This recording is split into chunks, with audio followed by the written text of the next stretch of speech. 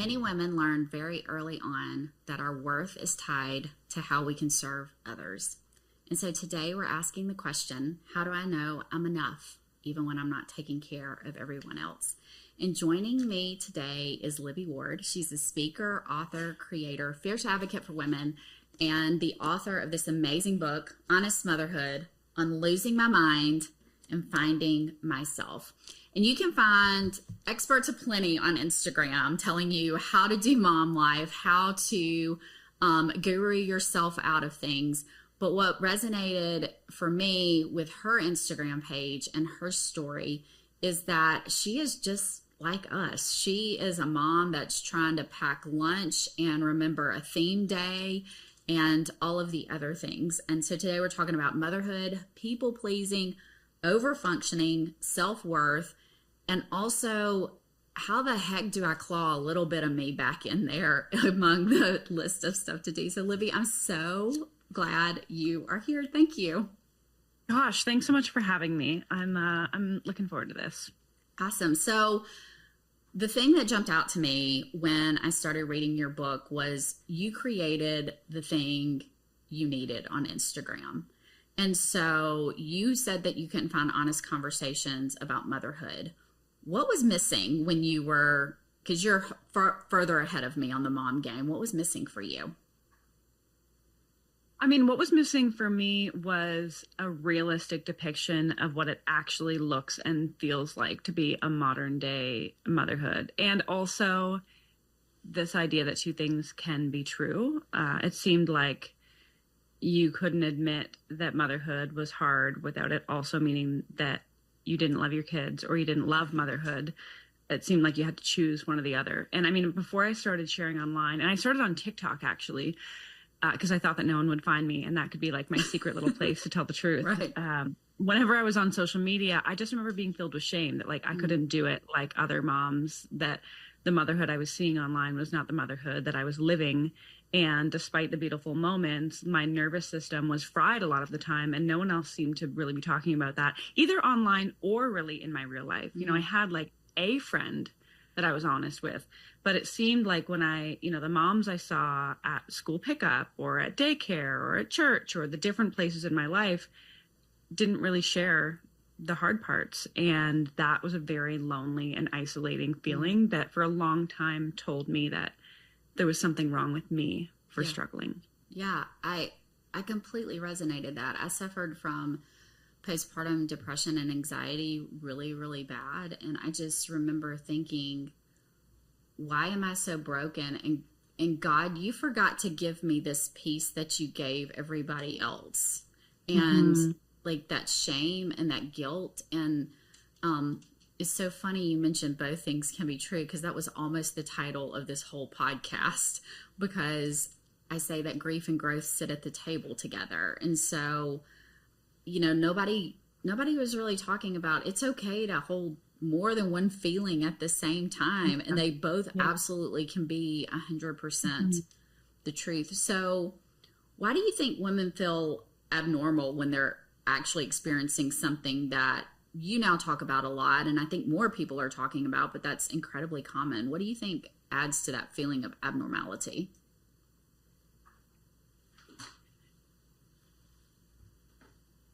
There's a lot of things that make us feel abnormal, but I think a big part of it is that it is so taboo and shame filled. So when you walk into a room, a family, an organization, a place where nobody else is naming the thing, it's very easy to believe that the thing isn't really happening, or if it's happening to you, then it's a you problem. And if it's just you, then that's going to make you feel more shame and not share about it. And so we're all sort of, conditioned to feel like, oh, well, I can't actually say the hard thing. And so then we feel abnormal because nobody else is saying it. Right. And even if everyone else is thinking it, even if everyone else is experiencing it, if no one else admits it, if no one else is honest about it, then it's very easy to convince ourselves that we are abnormal. And I mean, that was my story, for the first 5 years of motherhood, which were the hardest for me, like the hardest by a long stretch. I truly did think I was the only one. You know, I was going to a small town rural church where, you know, the goal was get married, have babies, have them young, have lots of them, give everything to them. And the more selfless you are, the better you are. And everything is beautiful. And all you really need to be fulfilled is to have children and love your children. And that just was not my reality. And I loathed myself for not loving every moment and for wanting things for myself and for being tired. And I thought I was the only one who was a cycle breaker. You know, when I looked at the women around me and how they mothered their kids and the patience they seemed to have and the support they seemed to have from their parents, I looked around and thought, I'm the only one without a support system, without a village. I'm the only one who struggles to stay regulated when my kids are screaming. I'm the only one who struggles with XYZ. And I really did think I was the anomaly in getting overstimulated and being a cycle breaker and being the default parent. And it wasn't until I actually started sharing online that I didn't just realize I wasn't alone. I realized that I was the norm and that there are women everywhere, millions of women who are, you know, burnt out, overwhelmed, broken, depressed, anxious, feel stuck, wonder like, do I even exist anymore? And if I do, how do I take up space without taking away from my kids? How do I balance being a good mom with being good to myself? Do I even matter anymore? And it became this feedback loop of, well, when I say the true thing, I realize I'm not alone. And then other people realize they're not alone. And when they share that with me, that makes me more confident to say even more true things. And in those first few years of sharing openly online, I realized that we actually have an epidemic of a burnout in women and women who have been sold this message that in order to be a good mom, we need to self-sacrifice and be invisible. And that's actually not true. And it's harming everyone. It's harming our mental health, our physical health, our ability to connect with our families and our friends and things like that. And so it, you know, really became my mission to like spread the word that like, it is hard. You're allowed to say that. And actually by being honest about the hard parts, you can prioritize yourself and find a way to make it just that little bit easier so that there is space for you to exist as a person. Yeah, I love that. It reminds me of that quote from Glennon Doyle. It was an interview she gave where she said, you know, your children will only become, and I'm going to butcher it because I'm going from memory, but like they will only become the most true version of themselves if they see their mothers living into that. And so like, not only are you empowering other women to say, yeah, me too, this sucks. And while we're all in the same boat, all of our boats are wildly different. I also don't have any family support. And, you know, and I look at my friends who have tons of family support in town and I feel jealous of them. And I've told them that now to say like, that is such a blessing that you have that I don't. And I found when I opened up to my friends like that, several of my girlfriends were like, Ryanne, I've never thought of that before. Let me know how I can help you. We will take your son. And I've actually taken them up on it as much as as you put in your book, like I'd rather claw off my skin than ask for help.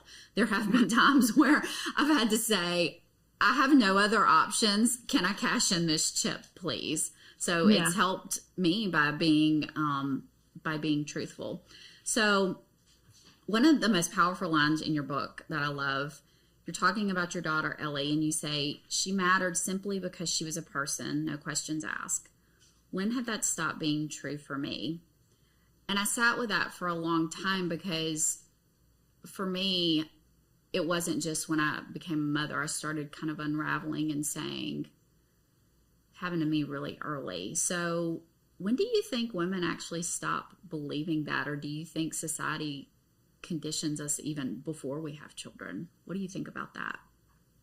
I think it's a complete mixture of both, like the social factors, like the wider social factors in our culture and how we're conditioned, and also our early experiences and our attachment to our caregivers. And so that's what I really tried to do in the book is untangle, well, in my story, in my life, and then what I shared in the book was this untangling of, how did I become this way? Is it because society told me this is the best way to be a good mom? This is the best way to be worthy as a woman? Or is it because I was parentified from a young age and I was made to feel responsible for things I shouldn't have been responsible for? And I got my self-worth from being able to maintain the emotional temperature of every room I walked into. And what I found is that it's a complete mixture of the two, and it's different for everyone, and that it's worth digging up so that we can find a way through to like untangle that. Because the truth is that we do live in a society where women are just expected to be the caregivers, whether it's of our children and the assumption that we're the one making the doctor's calls, we're the ones tracking the milestones, we're the ones answering the school phone call, doing the research, like we're the main caregiver. That is what the expectation is.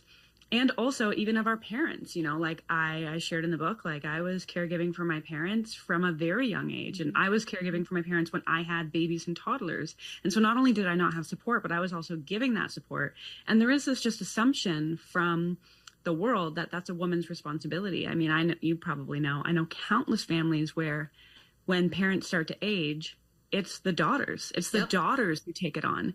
And there is this just unspoken expectation that that's just what you do. It's what we see our mothers do and our aunts do and the other women do. And so we sort of take that on. And also I think because we are compassionate and caring and we, I think, you know, nurturers. We connect with those around us. We're nurturers. We want to help. So there's this pressure, there's this wanting to help. And then there is this wanting to be loved and accepted. And I think that's the part where, you know, no matter how you were raised, there is the social part that's going to make us feel more like we have to do everything for everyone and come last. But then if you are raised in a home where your feelings, your needs came after your parents, after the adults, after everyone else, that conditions you from a very young age to just believe that in your core. It's not even a cognitive thing. Like for me, I wasn't cognitively thinking in my early adulthood, I come last, I'm going to serve everybody else. That's my job. It didn't even occur to me to ask myself, do I want to do that? You know, when I get a text from my mom hinting that she needs something, I'm not going, well, I'm going to wait till she actually explicitly asks. So I'm not going, oh, do I have time? I immediately am like fitting it in unless my femur is snapped. Right. You know, when I'm feeling the pressure from the world to do X, Y, Z with my kids, in the beginning, I wasn't stopping going, does that align with my values? Do I have capacity for that? I was like, well, that's what we're doing.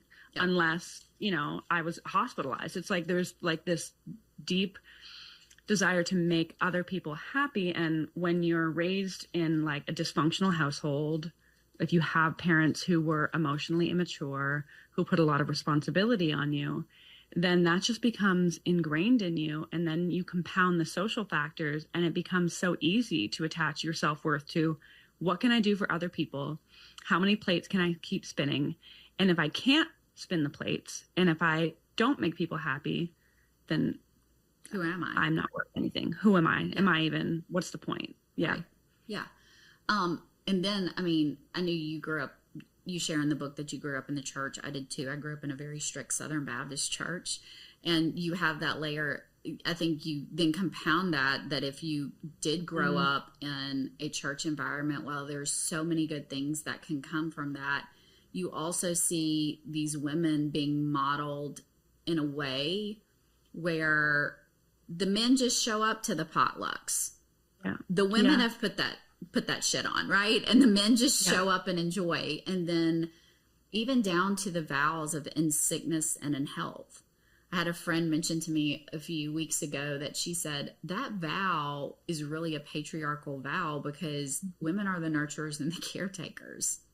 Yeah. You know, men, while they repeat it, like how many men actually do the in sickness and in health, right? Yeah.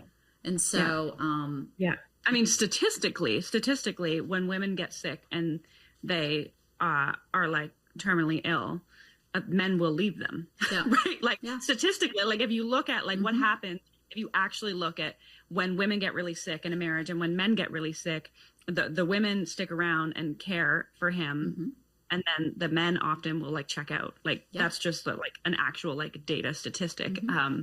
So it is very much that, and it's normalized in a lot of church culture that like the pinnacle of being a good person, being a good woman is self-sacrifice. The less you are, like being selfless is what's being glorified. So, you know, all of a sudden you enter motherhood and you're thinking, wait, do I matter anymore?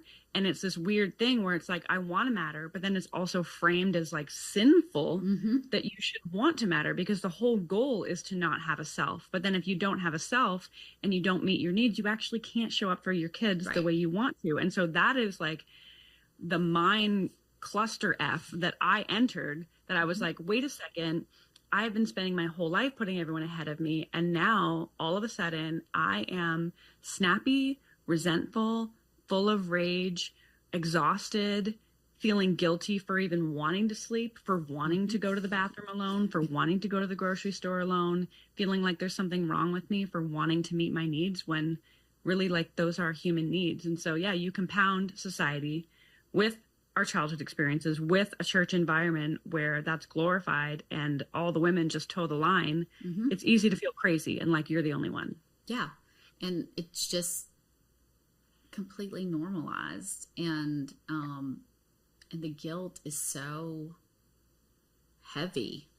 I mean, yeah. And then God forbid, like, you know, you work too. I mean, society expects women to work like we don't have children, but mother like we don't have a job.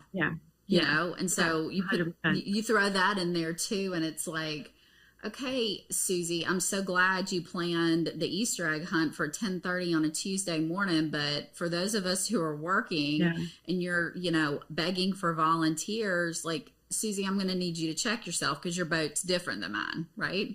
Yeah. Well, and also I find it so interesting because I'm Canadian, right? So I'm Canadian. My husband's from England. And so England has a very different system than North America. And so if you think of like the States as the way we're describing, and England is kind of being the other side, I feel like Canada's often in the middle. And so I have these like different experiences whereby like my husband's parents, they shared the load equally. They didn't have as much of those like patriarchal norms. They didn't have as much of the like women serve the men. Like that's just not the cultural norm there. And it's also more like that here in Canada, where a lot more, you know, like obviously there is like differences in the mental load and things like that. But in terms of like the support we get for like childcare, for maternity leave, you know, we can take 18 months off after we have a baby and our job is guaranteed. And part of that is paid by the government. Like there are so many more supports that like can equalize, and we have healthcare, like so many more things equalize things. And so sometimes when I look at things in the States, it can feel like I'm watching a close friend be in an abusive relationship and gaslight themselves into thinking like, oh, it's not that bad. Oh, it's just me.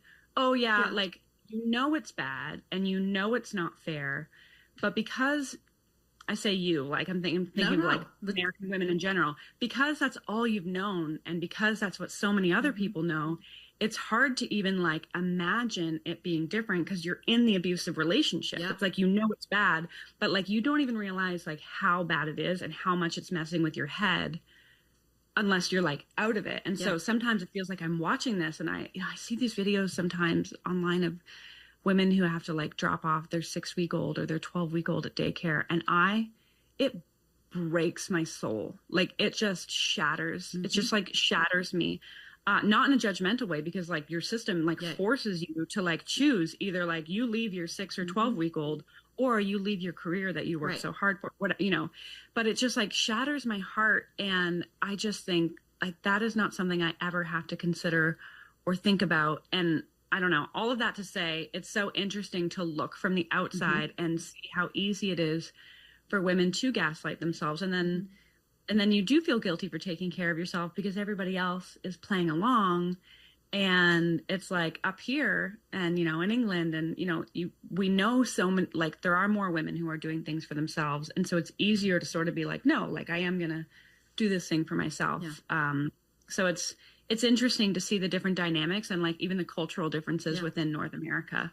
I'm so happy you shared that disparity, because I mean, you know, no country's perfect, but Canada, y'all are doing well on on the maternity leave, because I remember at 6 weeks I went back working part-time from home, and then the 6 weeks after at 12, where I was working as an attorney, my boss required that my Fanny be in the chair by 7:30 every morning, and with Atlanta traffic, that meant I had to leave my house at 6:45. So prior to that, I had to get up, change him, feed him. The sun was not up, and get in my car and go to work. And I remember hysterically sobbing for months, and it was awful. It's traumatizing, and it's unnatural, and it's unfair, and it's harmful to us, right? Like, I think often we're often thinking about the babies, right? Like, oh, but the babies, it's like, no, it's not fair to the mothers. It's not fair to families that they have to make those hard decisions. And I'm so sorry that you went through that. And I'm so sorry that anyone has to. It's so heartbreaking. And the thing is that in comparison to some other people, mine was a good situation.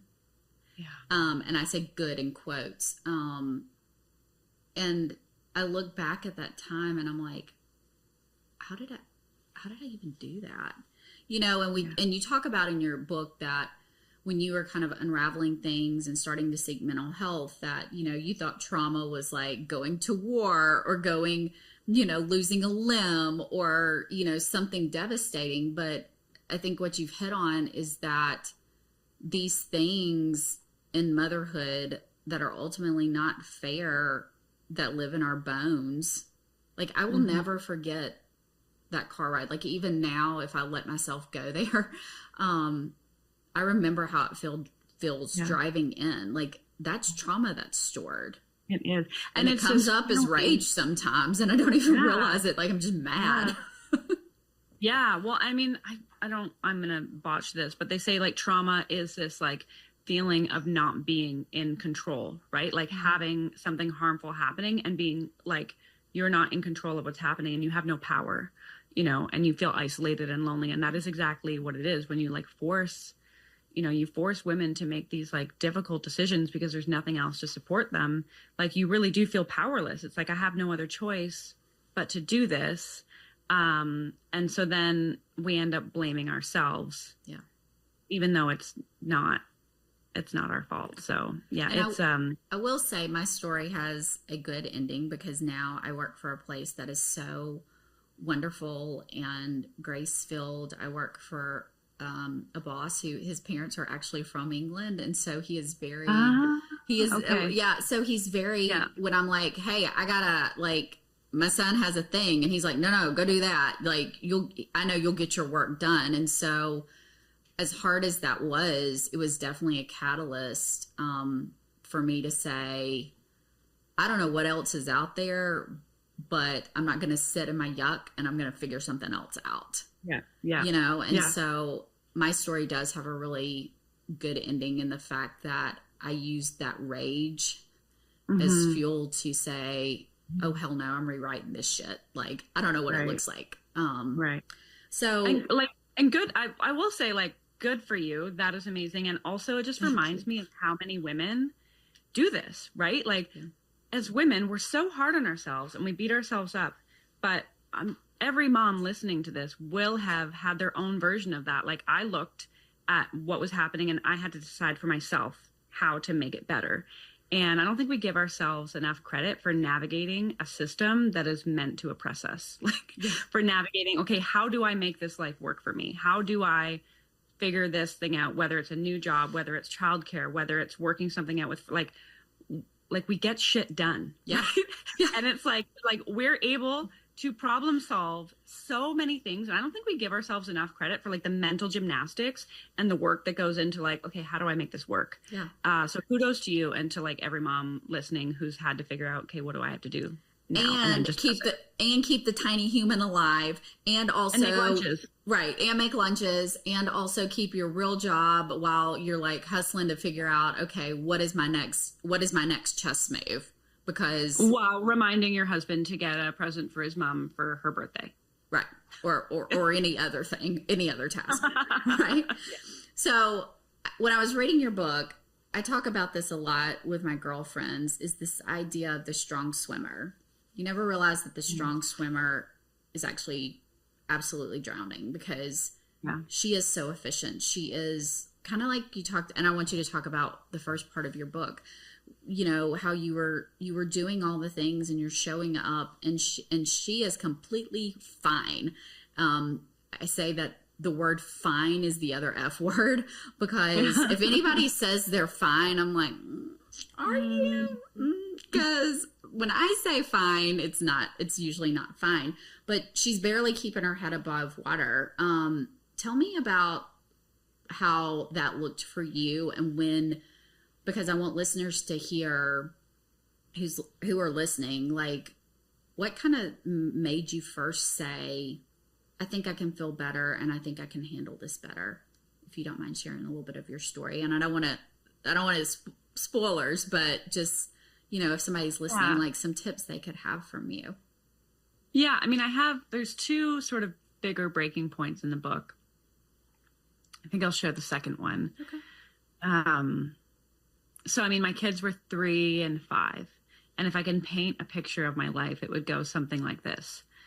A 5-year-old daughter who is in school, a 3-year-old son who's in preschool part-time. And he was a baby who didn't eat much and didn't sleep much, which turned into a toddler who also struggled to speak. And so was highly sensitive, had a speech condition. I was trying to call specialists. I was trying to figure out what was wrong. I was taking him to speech therapy 3 times a week. I was teaching him sign language. I was communicating all of his needs to everybody. I was the primary parent, the default parent at home. My husband was working shift work. And so he would be gone for 12, 14, 15 hours at a time.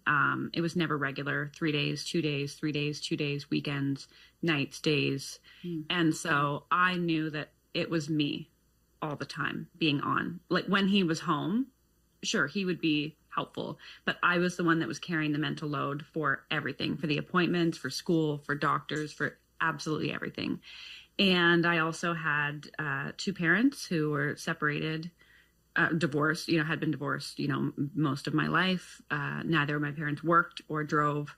And I felt a deep sense of responsibility for both of their happiness, especially my mom's. I was in a pretty enmeshed codependent relationship whereby I would take my 2 children to her house. I would skip their nap time to go and take her grocery shopping, and then help her through her problems, and then be snappy with my children because I was exhausted. I was volunteering at church. I was working part-time. I was going to school part-time. And I was gaslighting myself by telling myself there was something wrong with me for being tired. And when I tell that now, I'm like, that's insane. Like, yeah, it is insane because you were doing all the things. All the things. Yeah. I mean, at Christmas, I would host 1 dinner for my mom, 1 dinner for my dad. I would drive to go and pick them up from where they lived and then drive them home. I would be the one cooking. I would also, I would host both the things. And over again, I would shame myself for feeling tired. I would shame myself for being snappy, for feeling resentful, for feeling jealous or angry. And I would try to set boundaries, and I could never maintain them. Like, this desire to keep people happy, to keep this plate spinning was so strong. And, there is the work of being a good parent, of being present and connected and showing up for your kids, like, in a regulated way, and, being the mom you want to be. And then there is the work of being seen as a good parent. And now that I look back, those are 2 different things. But at the time, they were completely tangled to me. And so there was the trying to be the mom that I wanted to be, and also showing the world that, like, I am not how I grew up. I am different. Bless. I am normal, quote unquote, right? Yeah. I'm posting Facebook pictures. I'm doing the things. And it just, like, absolutely exhausted me. And I was just filled with resentment, towards my husband for having a life outside of children towards my parents for everything they were and weren't, towards my kids for needing me, my friends for having easier kids, my friends for not having kids. I was really, really frustrated, but I was just going through the motions. And, I would try to make time for myself, but there was just so much to do all of the time. And there was one morning where, I'm trying to get the kids out the door and my husband's sleeping because he had worked shift work, and, my daughter had peed the bed, and my son needed something and I couldn't understand him because he, was 3 and was yet to slap me in the face, and I didn't slap him back. But I could feel, when you feel the rage, like just bubbling, like it starts in your toes, here and it builds and builds and builds and builds. And, they both refused this, and then the babysitter canceled, and I'm going to be late for work. And I'm like, oh, I'm going to get in trouble. And then I got to get the kids to daycare and school. And so I hand them both a granola bar, and we get in the car, and I say, just, can you please be quiet for a few minutes while I, make a phone call to babysitter? And of course they're 3 and 5, so that doesn't happen. And my son starts crying and saying something that I can't understand. And I can't look in the rearview mirror to see if he's using sign language because I don't want to drive into oncoming traffic. And so he gets more upset. My daughter starts kicking the seat, and it just builds and builds and builds. And all of the rage that I tried to keep inside for so long just erupts, and I slam on the brakes, and I turn around and I just scream shut up, and say all the things that I kept inside, all the things that were in my brain for so long. And when I finally took a breath and I looked back at them, I saw them with this fear. And I'd seen this fear before of but they'd be afraid of the dark or a stranger or, whatever our kids become afraid of. I'd never really seen that fear of me. And that was I'd say a humbling moment, but really it was immediately a visceral, cloud of shame, just covered me. And I felt like I had become everything that I said that I wouldn't. And so I, eventually apologized, and my son then hands me his granola bar that was all crinkled from him trying to open it. And then he uses sign language and says open, please. And I just it just shattered me. And I felt so ashamed in that moment, and thought, I need to figure out how to do something differently, because everyone else assumes that I'm handling it because I'm good, I'm fine, but I'm really just faking it, and I'm not okay. And the energy it's taking to pretend that I'm okay is just it's ruining me. And, anyone else would have looked at me. I say would have, they did. People would be like, I don't know how you do it all, right? How many moms have been told that? I don't know how you do it all. You're a super mom. You're a super woman. And you're like, I have no choice. Right. I have no choice. Right. I don't have anybody. Who else is going to do it? There's no one coming to save me. And so I have to do this. These are things that I have to do. And people say, oh, well, take care of yourself. Okay, but when? Yeah. When? Because the person is not coming to save me, and I don't have time, and I still have to cook dinner, and I still have to clean the house, and I still have to go to work, and I still have to pay the bills. And I still have the guilt gremlins in my head. Yeah, and I still have to do all this stuff. So when and how am I supposed to do something differently when everything is on my shoulders? And you praise me for everything being on my shoulders, but it's absolutely breaking me. And so how do I actually get the help that I need when I have learned my whole life that I am the only one who I can rely on? Yep. And that's what I keep doing. And so that was really one of my biggest breaking points. I can still remember the feeling. Like you said, you can remember the feeling of being in the car driving your son. I remember, I'll never forget that moment. And it's not that it was the first time I yelled or the last time, but it was one of those, this is not what I expected. This is not what I want. This is not sustainable either. Yeah. And then that is what really pushed me to be okay, what's going on here, and what do I need to change? Yeah. So out of that grief, that shame, you said, okay, how do I get unstuck? And you started making progress doing that, and you tell the story in your book, and I want people to read that because you're a badass, truly. I still, and not to say, I don't know how you do all of it. I just have the one son. I have goals and dreams of writing a book, and it's just, you're so remarkable. And I want you to know that that incident, and I hope a good therapist has told, that doesn't define who you are. You are so much more than that. And the fact that you took that yuck and you said, let me sit with this and let me figure out how to handle my shit takes such bravery, and you're a complete badass. That's awesome. Thank you. So one thing that really resonated too with me in the book is the grief of like not recognizing yourself and that love changed you.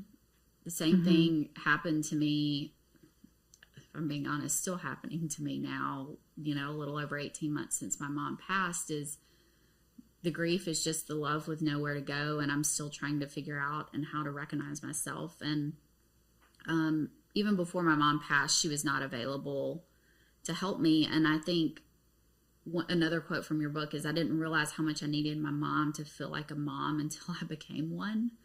And there was grief and grieving there. And so in your book too, I think it's so beautiful that you were able to acknowledge what was missing, but not place blame.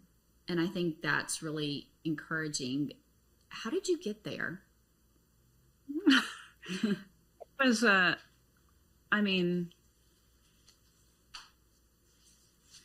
it took a lot of work, a lot of therapy, a lot of processing, a lot of letting myself be angry. You know, people say like, oh, how could you write with such, you know, grace?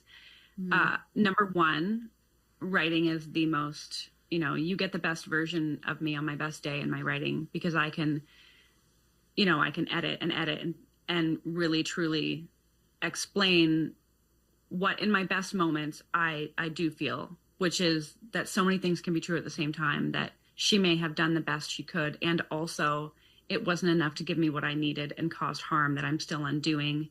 And also she is a person that deserves grace. Yeah. In my darkest moments, that is not where I have been. You know, I have been in the place where I feel anger and I feel resentment and I feel like, how dare you? And I believe that it took feeling angry and feeling grief and allowing all the jealousy and the anger and the really gross feelings that we try to avoid in order to get to a place where I could have compassion and where I could hold space for two things being true. And I think, you know, they say that, you know, the most judgmental people in the world are the ones that are most harsh and critical of themselves. And I came to a place with my mom where I realized it was only when I was finally able to give myself grace and compassion for being imperfect that I could then extend it to her. Because I spent so long being so critical of myself, feeling shame, feeling guilt, feeling not enough, feeling like no matter what I did, I wasn't worthy, or that I wasn't a person, or didn't matter. And I was so hard on myself that it was easier to see the flaws in other people. Yeah. You know, not just my mom or dad, like in other moms.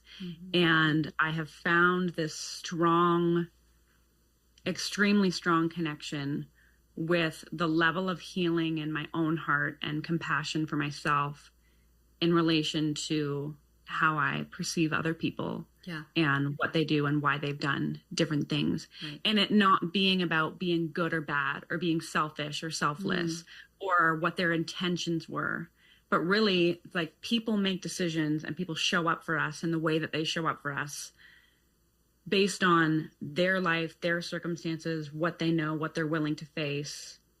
And regardless of their intentions, it does have an impact on us. And I realize it's less about figuring out, how could she do that? Why did she do that?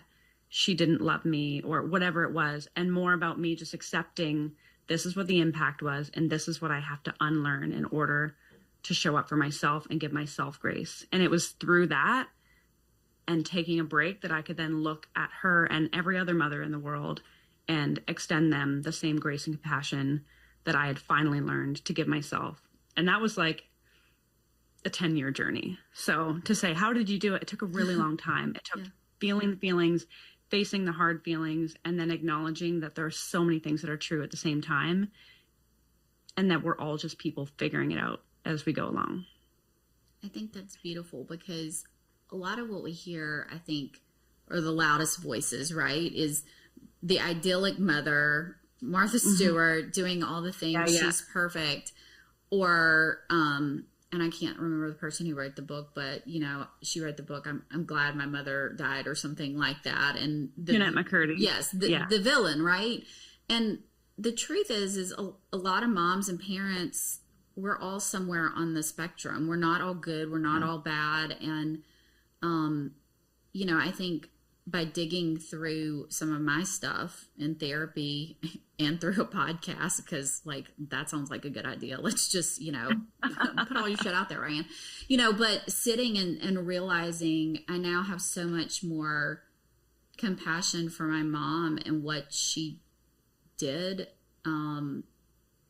and sadness because I don't have the opportunity to say, oh, I see you now. And I see, I see the things that were hard. Yeah. So I love that you did that. So I do want to talk about the women like us who are handling everything and they are silently drowning. And the women like us, we are not going to ask for help. We will stand on our head, give a vial of blood, and perhaps do some kind of witchy spell found on Etsy before we ask for help. But we have these friends in our lives who are struggling. So how do we recognize those women? And then how do you think that we show up for them? Because first off, we're going to be resistant to accepting help and we're not going to ask for it. But I think a good conversation to have is to say, like, maybe we can all, a takeaway from this show would be like, let's be more aware of the woman who I don't know how she does it all. Yeah. Yeah. Oh, that's a great question. And it's a nuanced answer because there's the stuff that we have to deal with in ourselves. And then there's also supporting other people. Yeah. I'll say a few things. When I was deeply, deeply struggling, the thought of then having to go help another mom who was struggling, I would do it, but I was just like drowning. Yeah. And so I guess I just would give permission to anyone listening to this. If you're like, how am I supposed to help the other mom who's drowning if I'm the one drowning? You're in a completely different boat and you're not expected to save someone else who's drowning when you're absolutely drowning. I would say to the woman who is drowning and feels like she cannot say no unless her femur is snapped. You or don't in a coma. That's what I say. like I'm going to say yes unless I'm in a coma, and then I may like wake up and tap out something that's a yes. Yeah, like you do not need to be in a coma or have your femur snapped to say no.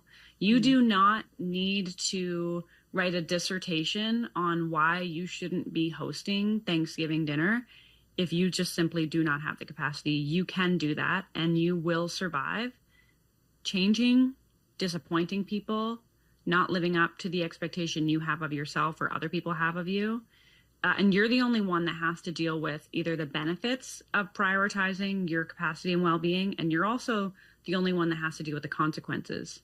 You know, if you're being pressured, oh, just skip nap time. Oh, just put them to bed later. And you know that you're going to be solo parenting for the next 4 days and it's going to wreak havoc on your entire schedule in life. You're allowed to say no, and you don't have to explain to everyone what the next 4 days look like. You can just say, that doesn't work for me. Yeah. And so I would just encourage like the woman who is drowning and who is keeping up the facade and who is just like in the habit of like doing all the things, like allow yourself to stop and ask yourself what you actually need and what you have the capacity for. And to the rest of us who, you know, maybe know women, mothers like this, I would say like just show up. And ask better questions too. Yeah. How are you? Fine. Or like, maybe we're not asking, how are you? Maybe we're asking, you know, when's the last time you did something with just you and a friend? Okay, let's actually make the date to do something together. Oh, you're volunteering at that thing. It's exhausting you. Like, hey, have you considered like what it looks like to say no?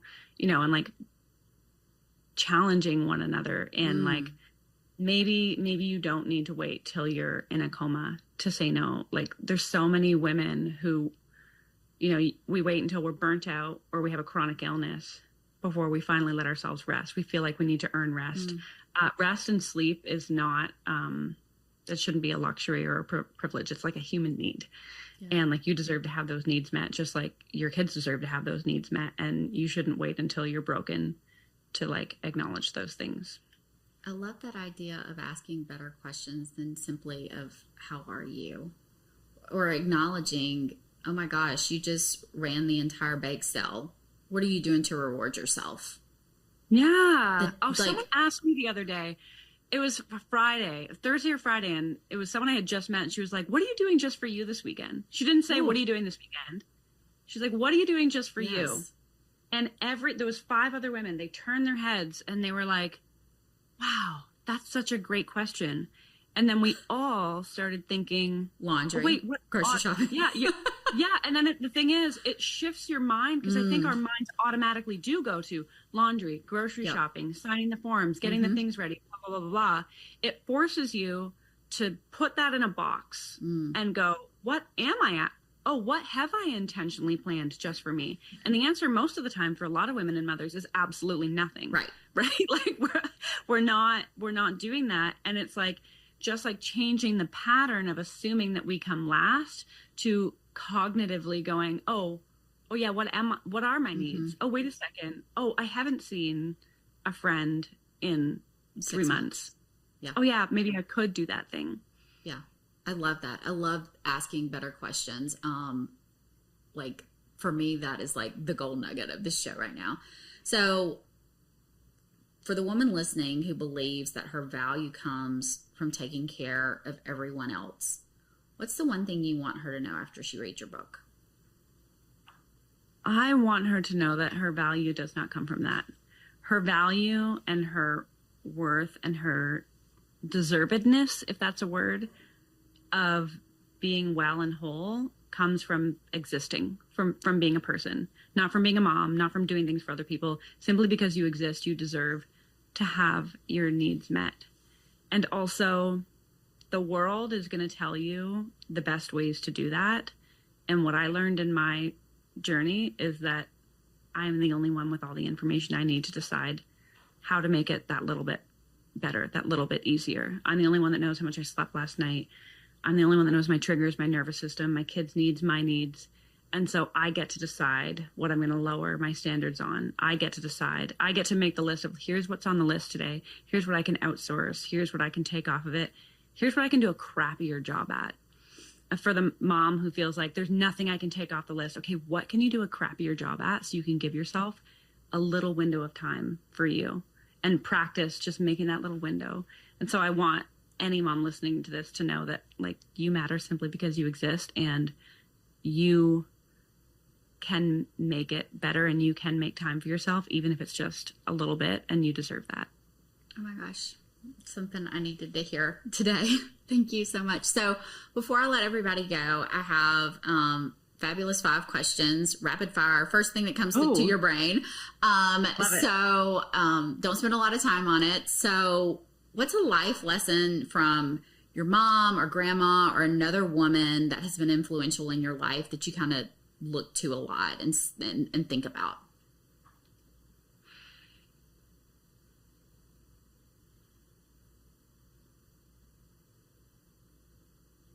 I mean, I always think of Glennon Doyle. I haven't gotten lots of lessons that I carry with me in life from necessarily family, but reading Glennon Doyle's Untamed changed my life. And when she said something like, mothers have martyred themselves in the names of their children since the beginning of time. Mm-hmm. Those our worth has, been measured by the woman who ceases to exist or something like that. Yeah. And gosh, I'm totally butchering it. And that, she basically encourages us to like model mattering to our children, and that, we deserve to treat ourselves as though we matter.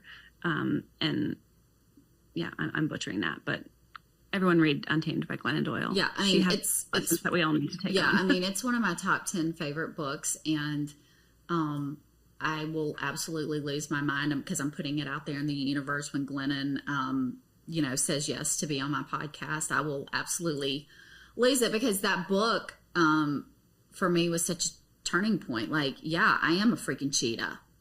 Yeah, I am. And I don't need to go chasing around a dirty pink bunny. Like, yes. Yeah. Yes. I found the quote. Can I read it yes, now? please. And replace my ramble. Okay. Mothers have martyred themselves in their children's names since the beginning of time. We have lived as if she who disappears the most loves the most. We've been conditioned to prove our love by slowly ceasing to exist. Yeah. That is the quote. And the lesson that I took away from her book is that it is my job to ensure that my kids know I exist, because that is how I show them that they also get to take up space and prioritize themselves in existing as full people in every relationship and aspect of their life. Yeah, so good. So in your dark moments when life's gotten really loud, what helps you hold on? What's comforting to you besides screaming in the car to music, which is usually my go-to? I love screaming in the car to music. The thing that makes me hold on is knowing how much safety I have created in my home, that my home is my favorite place to be. I spent a long time in my childhood not wanting to be at home. And when I look around and I go, I feel safe, my kids feel safe, this feels like home, I know that that is the biggest thing I've given myself and my children. And I just remind myself of that. Congratulations. That's awesome. I love that you've created that for you. So something sacred or sentimental in your home right now, that you're going to grab on the way out besides kids and pets. Oh, something sacred and sentimental.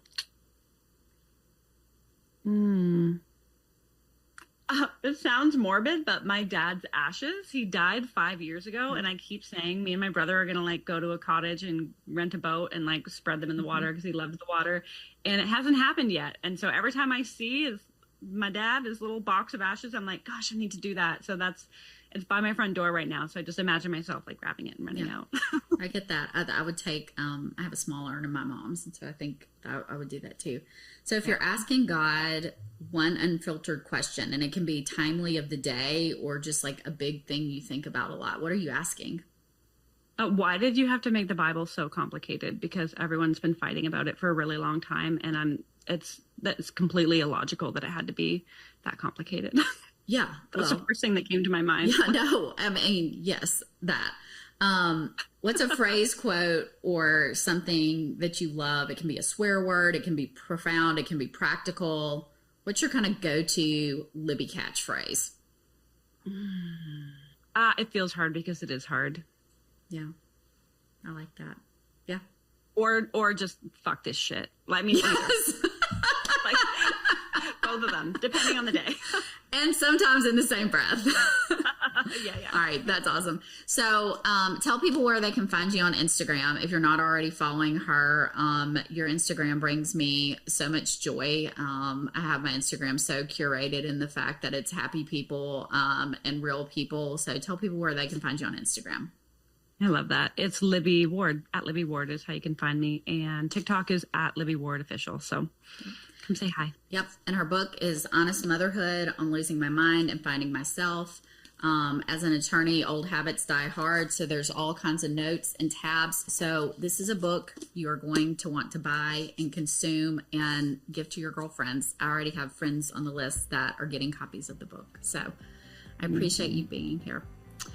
All right. Well, that is it for today. You can ache for who you were before it all changed and still become someone new.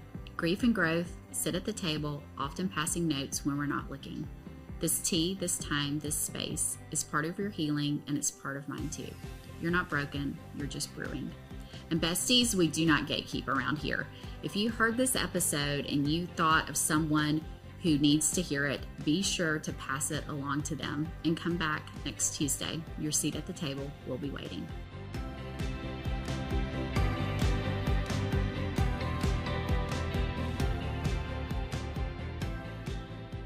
Follow along on Instagram at How Do I Do This Pod and on YouTube at How Do I Do This Pod. DM me on Instagram and tell me what kind of grief you're holding right now. Seriously, I'll read every one and will probably be the person to respond back. Tell me what you have tried that you think might help me. I'm open to trying anything that's not illegal. Your story might find its way into one of our future episodes.